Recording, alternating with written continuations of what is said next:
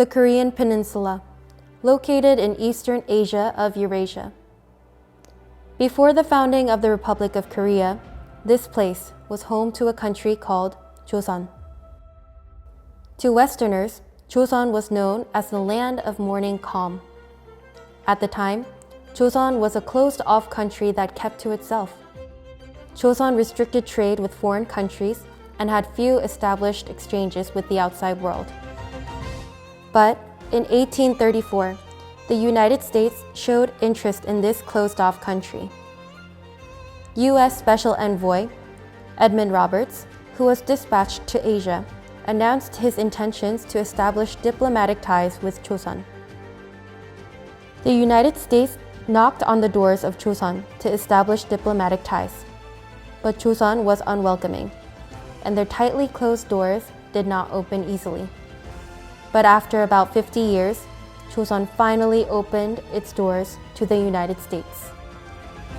On May 22, 1882, at Jaemulpo, Incheon, Joseon and the United States signed the Treaty of Peace, Amity, Commerce, and Navigation.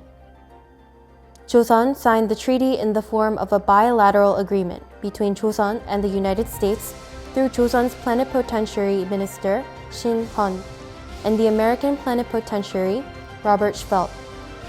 This was all arranged by Lee Hong-jang, an official of the Qing dynasty. However, in the process of signing the treaty, the Qing dynasty tried to insert a clause stipulating that they had suzerainty over Joseon. In response, Admiral Schveldt stubbornly refused, and he recommended the Joseon representative to use the Korean flag instead of the Qing dynasty's blue dragon at the signing ceremony. This triggered Joseon to produce the Taeguk Dohyong-gi, and in the spring of the following year, the Taeguk-gi was officially established and distributed as the national flag of Joseon.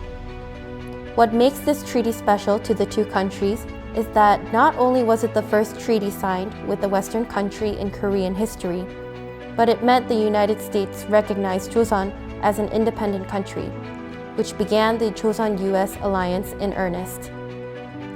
Additionally, this treaty served as an opportunity for missionaries Horace G. Underwood and Henry G. Appenzeller to officially set foot in Joseon, which they did on Easter, April 5, 1885.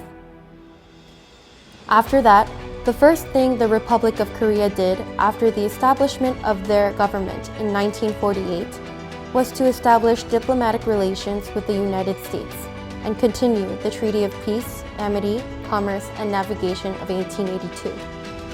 In addition, after the Korean War broke out in 1950, the United States immediately dispatched a large-scale combat force to the Korean Peninsula, drawing international cooperation and providing full support to Korea through the UN. Immediately after the Korean War, South Korea and the United States signed the ROK-US Mutual Defense Treaty to establish ROK-US alliance relations, which has become a cornerstone for a strong ROK-US alliance to this day. Based on the trust between the two countries built over a long period of 140 years, South Korea and the United States have been working together very closely in various fields, such as security and diplomacy. Today, the United States remains officially the only South Korean ally.